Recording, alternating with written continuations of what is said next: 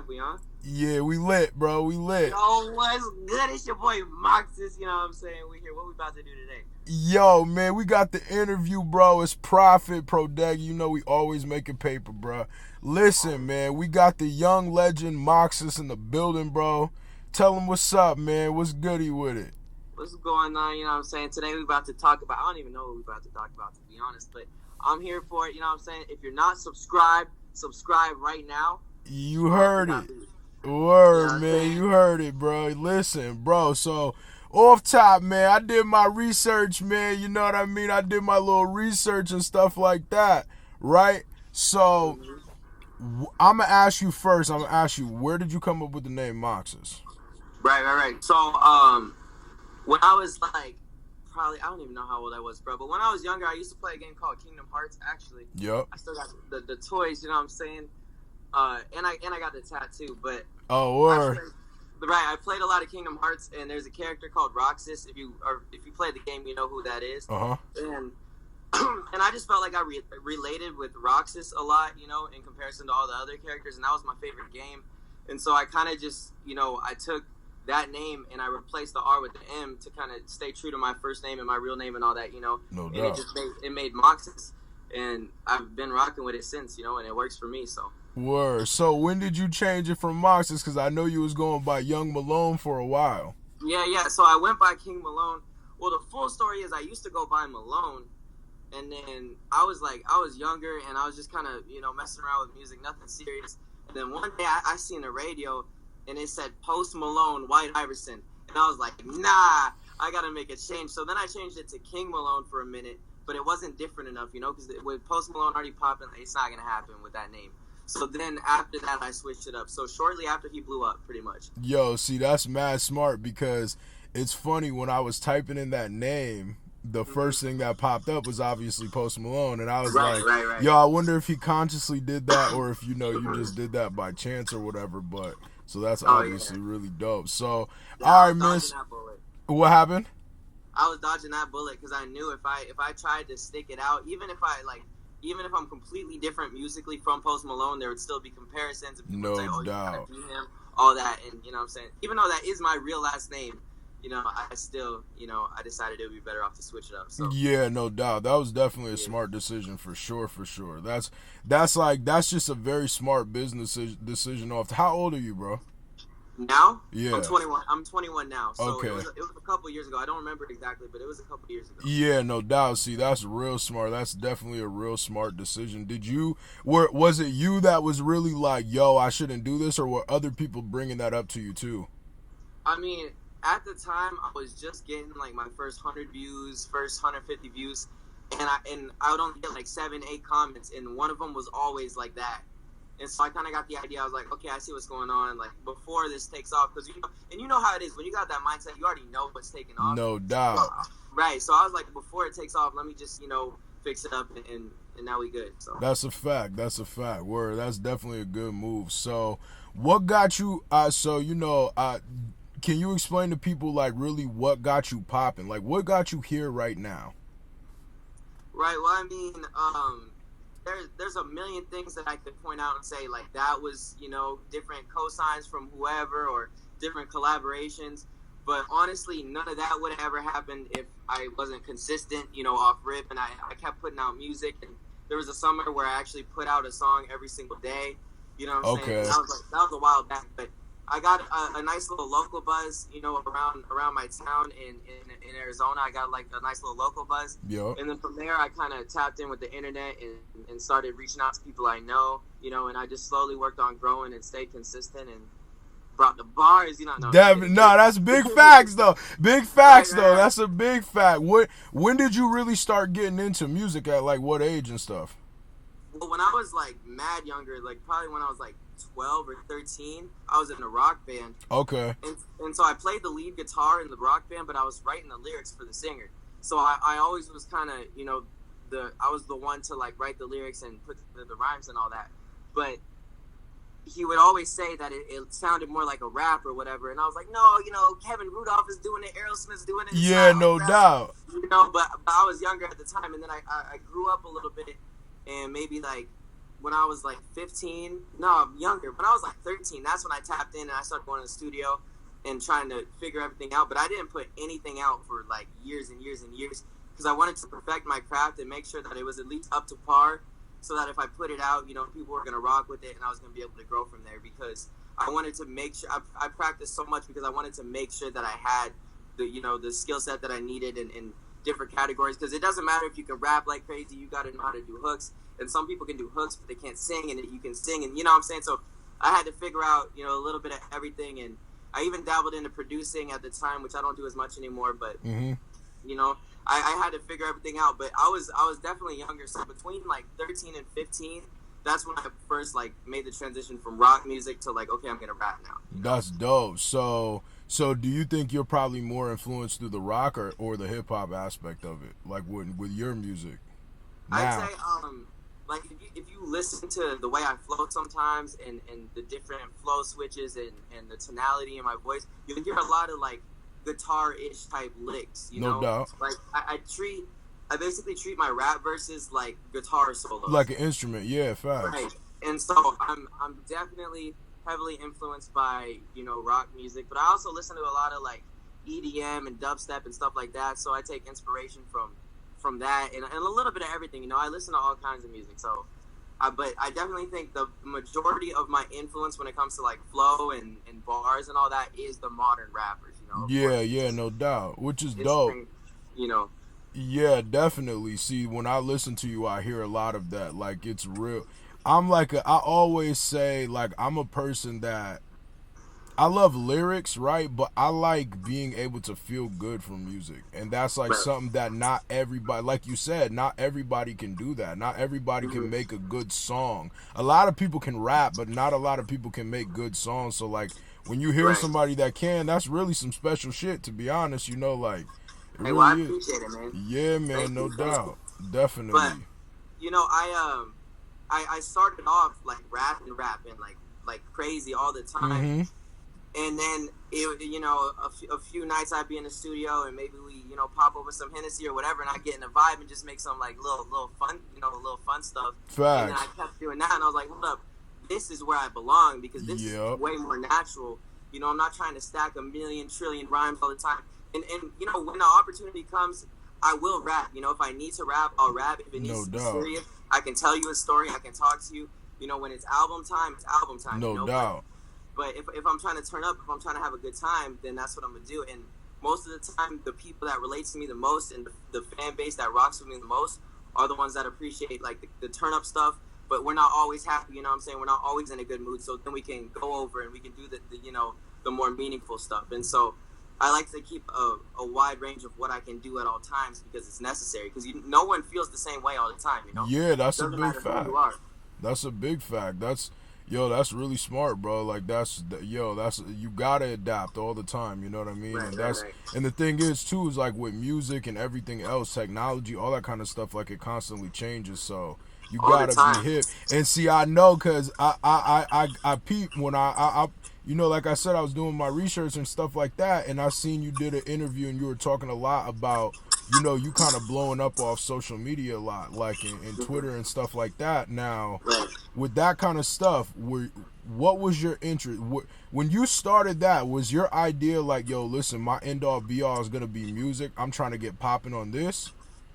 Word. So Yeah, since day one, it's always been music. I mean, like, way back, even before I even knew, like, how a song was made. Like, I'm talking, like, 7, 8 years old. Just watching TV, watching the BET Awards, whatever. I was like, I need to do that. I'm gonna figure out a way to get there. Facts. So it's always been that. And there's different, avenues that people take. We're seeing a lot of YouTubers make the transition now. No doubt. Gamers are making the transition, actors and all that. But I knew that there's different ways into the game. I just had to figure out what my way was. And it turns out it is just doing the music, and just being the artist. And that was my way in. So definitely. But yeah, so I took some time, growing up, watching and studying different artists who were blowing up and people who were falling off, studying people that lasted, and I just tried to emulate all that as much as I could, while keeping it real and keeping it myself. Because at the end of the day, you have to be yourself, or else they're gonna forget you like that. Yo, I'm gonna tell you what you just said, bro. That's some important shit, real talk, because that's something that a lot of people, and I mean, I have this conversation with Screw all the time. Like, yo, integrity is a real big part of this business. You know what I mean? Like, keeping true to yourself and not letting yourself get lost in what other people want you to do all the time. That's real talk, like real shit. Right. Well, and I think that comes back to the conversation we had just a minute ago about diversity. You know, like I said, no one feels happy all the time. So if you're only making happy music and you're feeling down, it's not genuine music. It's not real music. People aren't going to connect with it because it's not going to feel real. You know? No doubt. That's a fact. So I think that, you know, being diverse kind of helps you be yourself more, and it makes it easier on you. Even though it may seem like you got to figure out a whole new skill set, you got to, you know, it's not like that. It's really just being yourself all the time, because that's super important. True story. Yeah, that's a fact. So with now today, what is your biggest platform? Like, what's your biggest platform with the music stuff? It's right now it's Spotify, like by far. I think right now like 107,000 monthly listeners on there. So that you could equate like a monthly listener to a subscriber or whatever. Yeah. So like my Spotify right now is ahead of the game by far, and then obviously like iTunes and Tidal and all that, and then SoundCloud, and then that's where YouTube comes in. So YouTube's like my third type of platform, I guess. That's, you know. No doubt. So now so was Spotify always kind of been your bigger one, or is that more recent? Right. Well, that's super recent. I mean, for a while it was just SoundCloud because that's all I had, you know, like SoundCloud, and I was just uploading on there.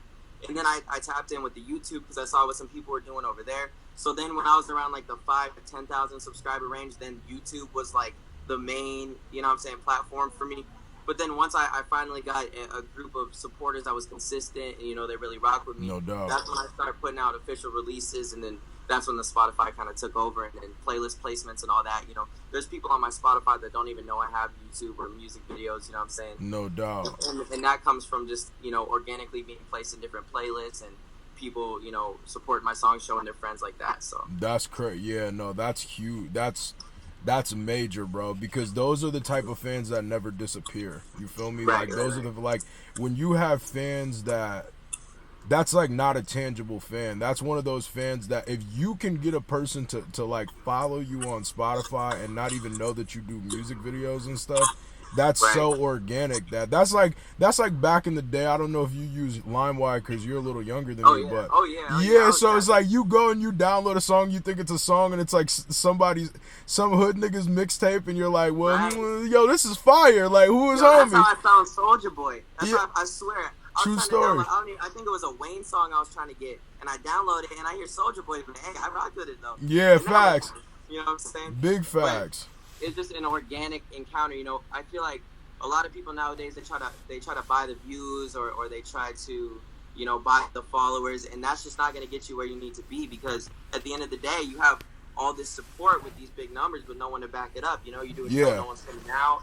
You know, you put out a song, it's not getting any real views, you're not getting comments, you know what I'm saying? No doubt. Being organic, that's the best way. If you can convince like 5 people to really rock with you, and then they're going to show 5 people, and they're going to show 5 people, that's how you really grow nowadays, you know what I'm saying? Big you could drop a band and get 1 million Instagram followers that are fake, but it's not going to do anything for you, you know? No doubt. You can't buy, true story. You can't buy people's likes. Like, you can't force people to spend bread on, you know, your stuff if they don't genuinely like it. And that's exactly.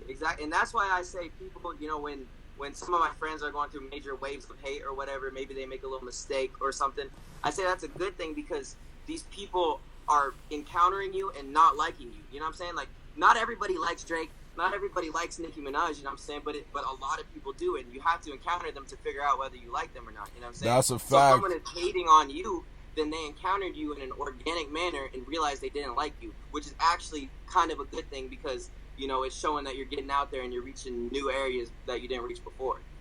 You know? Yo, I'm telling you right now, he dropping facts, people. That's a fact, bro. Yo. Subscribe. Yeah, you heard it. Yo, I'm telling you, dog, that's real talk, bro, because, man, I'm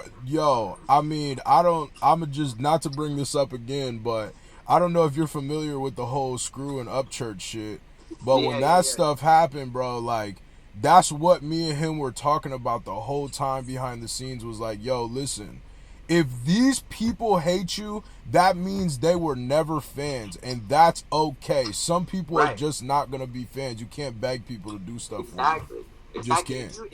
If you reach everybody in the world, not everybody in the world is gonna rock with you. True story. But you still reach everybody in the world, so a lot of people are. You know what I'm saying? True Hate story. isn't always a bad thing. You know, it's not No always a doubt. bad thing.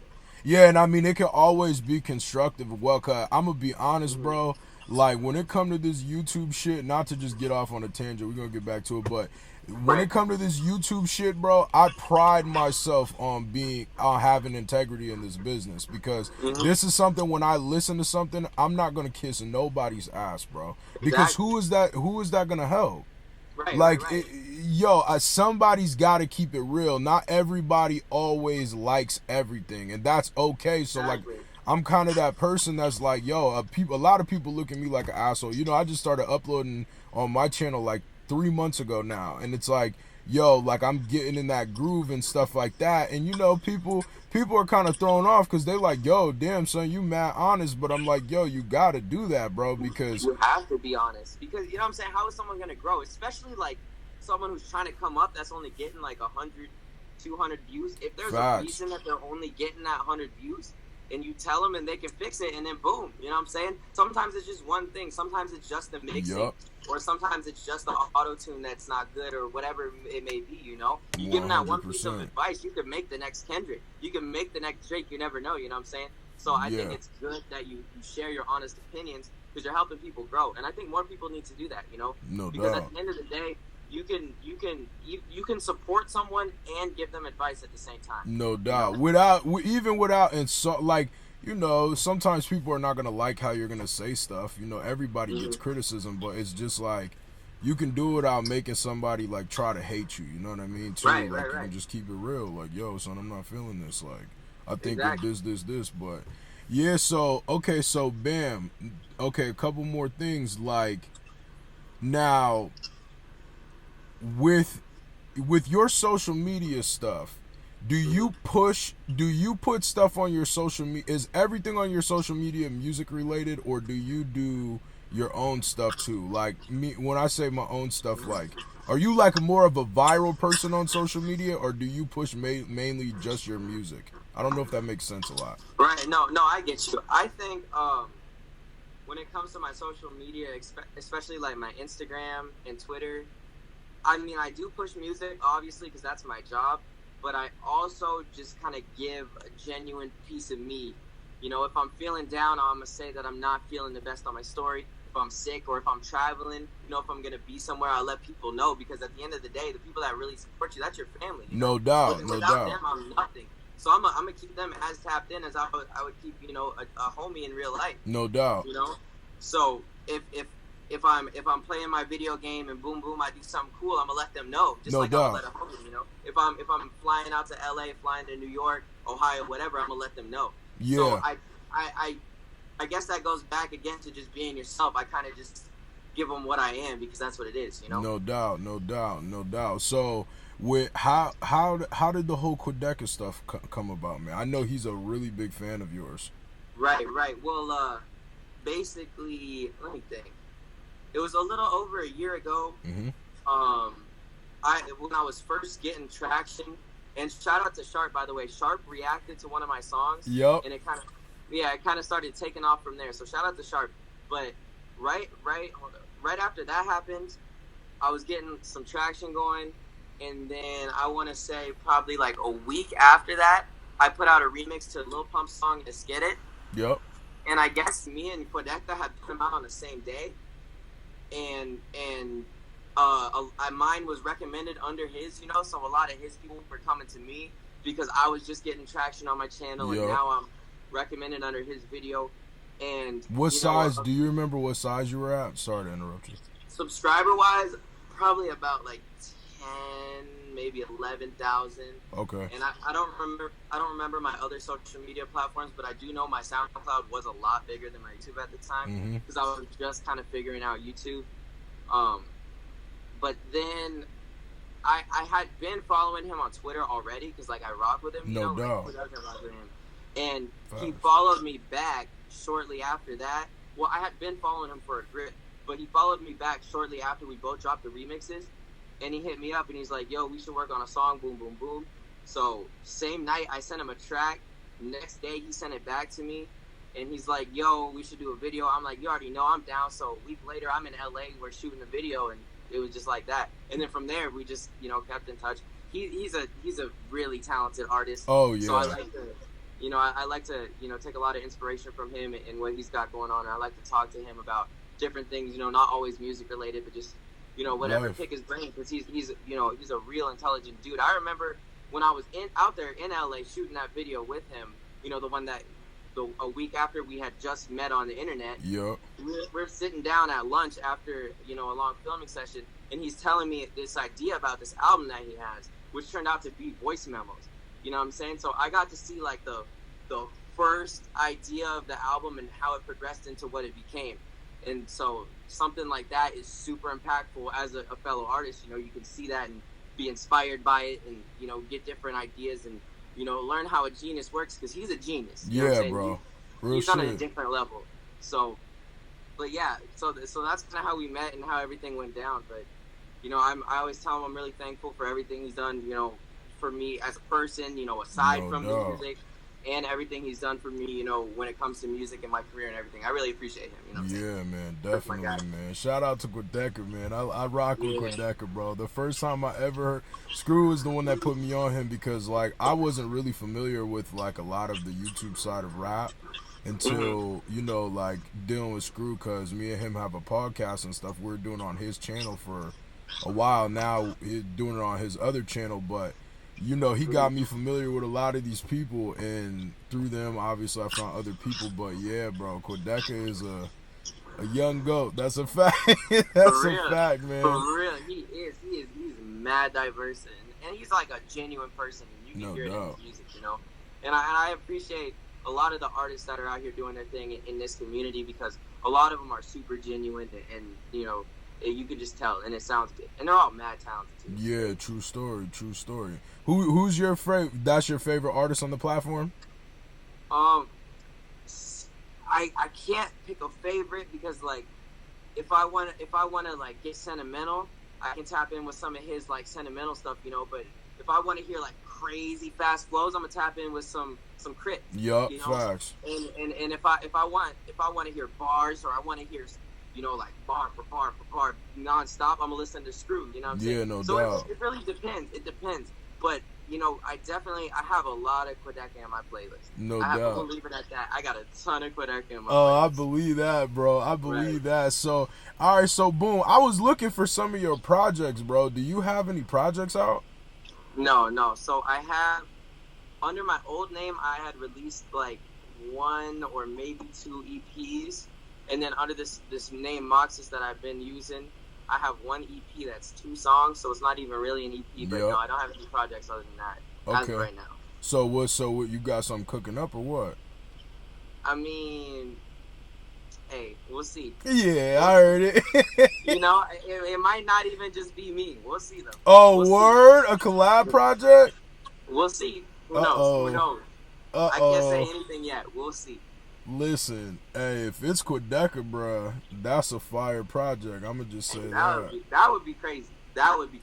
Listen, hey, that's crazy, man. That's really dope. So, now, what's your biggest song today? I'd say, well, biggest song that I'm a part of, or like biggest song period. That's just me. Well, both. Well, my biggest song that I'm a part of is the song with Quedeca, No Deal, which is the one that I was just telling you the story about. Yep. And that's got on all the platforms together a couple million. I'm probably close to like 5. I'm not sure. I'd have to add it up. But that's the biggest song that I'm a part of. And then my biggest solo song is that Kaioken times 20 flow song. You know, the Dragon Ball Z song. I think I got some Dragon Ball Z. Yeah, here we go. I got the Kaioken plush toy here too. You heard you. I'm tapped in. Yeah. The Kaioken times 20 flow song, which is actually a part 2, because there's a Kaioken flow, and then that's Kaioken times 20 Yup, flow. yup. And then I'm gonna do times 100, and then Super Saiyan and all that. But that's man, when's that drop? When's that coming? Hey, I gotta get better before I do all that. Oh, I gotta lift some weights before I step. You gotta prepare. Right? I heard it, yo. Right. Yo, so also I peeped too that you worked with Chase. Yeah, like a long time ago. Shout out to Chase too. Chase was one of the dudes that was super established, and I came in contact with him. I reached out to him when I was like nobody as far as numbers go, but I knew that I was gonna be somebody, No doubt. And I had a track that I thought was cool, you know what I'm saying, that I was just working on, poorly mixed and all that, but I sent it to him, and he recognized the potential and the flow and the delivery, you know what I'm saying, even though it wasn't a professional sounding track, because that was a long time ago. He recognized the potential and the flow and what I could do and what I could have become, and so we ended up working on a track together. And at first he sent me the track and I sent him a verse back, and at the time I was really rapping, and that's all I was doing. And so I sent him the verse back, and he's like, nah bro, like this is supposed to be a chill song, you can't be rapping like this. I'm on this stacking syllables, going crazy, and I'm like, damn, because I'm thinking I'm just gonna show him what I can do, like, no doubt. And he's like, nah, like this is supposed to be a chill song, blah blah blah. So I'm like, yo, that's crazy. So I sent him another verse that was, it's the one that's out today, and the song's called One Time. But yeah, so that's how that song came about. But at first, I had a verse that was like crazy syllables, and like I was really going in, but it wasn't right for the moment, and that kind of helped me to understand, okay, not every song is gonna be this. And that slowly progressed into me becoming what I am today. So shout out to Chase too. Yeah, man. Yeah, I rock with Chase, bro. I like Chase a lot. I like his music a lot too. That's really dope. So when were you okay? So when did you really start getting into the whole YouTube side of things? Like how long ago? I'm gonna say like January of last year, 2018. Wait, it's 2019. January of 2018 was when I was like, all right, I'm gonna start uploading videos. I had my channel for like a long time, but I was literally just watching videos, you know how it is. And then like January 2018, I was like, all right, I'm gonna start doing this, because I already had a little buzz from SoundCloud, so it was easy for me to get that first 1,000 subscribers, Yeah. So I just said, all right, look, I'm doing this now. Let me transition over here. Let me get a camera and figure all this out. First, we were recording on the iPhone, and then we stepped it up. You know what I'm saying? But yo, I already know, bro. That's lit. That's how it goes, bro. That's how the progression is, man. That's where you gotta start. That teaches you everything. You know what I mean? Exactly. I wasn't gonna let nobody tell me that I couldn't do anything. Especially like in my city, it's crazy because a lot of people were not ambitious. They didn't really think you could become anything like that. They thought famous people are just famous people that just appeared up there, and every time someone would blow up, they're just like, oh, that's not ever gonna happen. And me, and by the way, I'm not saying at all that I'm famous or anywhere close. I'm just saying that I have the vision, and that's where I want to be someday. And I don't even really care about all that. But that's just like a goal of mine, and I was telling people like, yo, I really think I can do this. I'm gonna figure it out.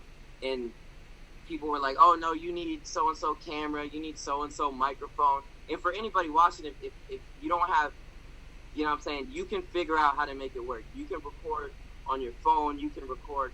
My first songs were recorded on like a Rock Band mic, like the little PlayStation microphone, and videos recorded on my iPhone, edited on my iPhone, all that. So don't let anybody tell you can't do it, because there's a way. You just have to figure it out and really, lock in and figure out, okay, I'm editing on the iPhone. I'm really going to have to put in a lot more work than the next guy. Big facts. And that's what you do. Big facts, man. That's you got to utilize everything that you have. And I mean, at this day and age now, bruh, I shoot videos. Like I can shoot music videos, and I can still shoot a video with my iPhone today that you wouldn't even know. Exactly, because people don't even know. Like, it comes down to color grading and how often are the cuts happening, and what angles are you doing, and how steady is the camera, and all that. And people don't realize that. But it's the same with like music. Like back when I had like a $25 microphone. I'm sitting there mixing for hours trying to figure out what I need to do, watch tutorial after tutorial after tutorial, and I was able to, build a fan base on SoundCloud with that $25 microphone because I just logged in and I figured it out. And if it doesn't matter if it doesn't seem like you can make something professional. If you're using an iPhone, you might not think you can, but you can. I'm sure there are some really big YouTubers using iPhones right now. I know for a fact. And people don't realize that. They look for excuses that can hold them back, and you can't do that. You gotta figure it out, because if you really want something, you're gonna figure it out, and it's gonna work out for you. You just gotta figure out how to make it happen. True story. You do this full time, right? This is your job, everything, right? Yeah. As of probably 4 or 5 months now. Oh, word! What, you were working before? Yeah. Yeah, I feel it. I heard you. Yeah, I feel it. Word. Yeah, nah, man, that's lit, bro. You doing all you want to do in your life. You know what I mean? That's all you can. You paying your bills with something that you love, so that's all you can do. You know what I mean? Right. Do you? All right. So what do you? Now I know you perform. I know that's something that I will say sets you apart from a lot of people on this platform. Is that a lot of the rappers that are quote unquote YouTube rap? I don't like saying that because I know sometimes people give that like a negative connotation. I don't, but like I just want to say that I always have to just disclaim that because you know what I mean. Like I don't ever want somebody to feel like I'm saying, "Oh, YouTube rapper" in a negative light. I'm saying that's positive as fuck. I enjoy that and I respect that and I support it. But I'm saying something that a lot, even Kodeka just recently started performing. So like you've been putting in work now for a minute. So have you? Yeah. Like I actually opened for Gucci Mane before I had a YouTube channel. Yep. I was doing local shows and because at the time for me that was like the logical way to grow. Like, oh, I'm gonna just do shows and there's gonna be 25 people and then I'm gonna have 25 fans. And the next show is gonna be 50 people and I'm gonna have 50 fans. And that that's just my mindset at the time. So I was doing that way before the YouTube and before really even the SoundCloud. I was doing local shows and I even before that I was doing like battle rap in the street, on the main street out here that we have in Arizona. I was doing battle rap and so it's been like a grind the whole time, but you figure it out eventually, so. No doubt. Yo, you from Arizona, so you know Rum Nitty if you're a battle rap fan. Oh yeah. Okay, alright, word. Rum Nitty nasty. Oh yeah, no doubt. Yeah. See, I'm a battle rap freak. If you go you go watch Charlie Clips versus Loaded Lux, and I'm in the intro of that shit. Like that's like I'm out here, I'm dead ass. So I feel you. So that's dope. I always love when I run into fellow battle rap fans. That's mad lit. Yeah. How was it growing up in AZ though? You mean just in general? Like, yeah. I mean, I spent like the majority of my younger years in Ohio. Okay. Because I'm from Ohio. I was born in Ohio. I lived out there. So when I came out here, I was already like kind of mentally grown. I thought I was, anyways. You know how I go. But yeah. And so when I got out here, pretty much the whole time it's just been, okay, how can I get myself onto a platform where people are going to respect me? Even like back in high school basketball tryouts, like rapping in the locker room, what I'm saying? Like, how can I make people respect me? How can I get this message that I want to get across? How can I do that? Which is something I'm still working on and I'll always be working on, No doubt. It's always been like that. So, it's hot out here, so we can't really be outside during the day, during the summer. And, I was a schoolhead. I was tapped in with the books, trying to get as many A's as possible at all times, trying to work out different scholarships and things like that. Because, college is expensive. Yeah, facts. And you ain't got money like that. You got to find a way. So, during school, I was logged in. It would be like, go to class, come home, and write, and then try and get a ride to the studio to record if I had like some leftover money or whatever. But it was always like, find a way to rap. And during the winter time, it was like, okay, I'm on the basketball team or I'm playing football or whatever, but let me still find out, okay, I'm gonna go home, I'm gonna write, I'm gonna try and get in the studio, all that. So it was like no matter what was going on, I'm always trying to get in the studio, and it was always hot, so nobody was really outside. No one was trying to go. You know what I'm saying? Big Like even facts. now, I walk outside right now and touch my steering wheel. My hands are gonna get blisters. Like it's hot out Yeah, there. it is. So, Yeah, I used to stay out in AZ for a little bit. Right. Yeah, you know how it is. Like, but growing up, really, I was just focused on one thing, and it's always been that way, you know. And I feel like you would hear the same story from a lot of different, you know, artists who are out here doing their thing, because that's what it takes, you know. I'm sure even you know, like that's what it takes. You got to be locked in. So. No doubt. No doubt.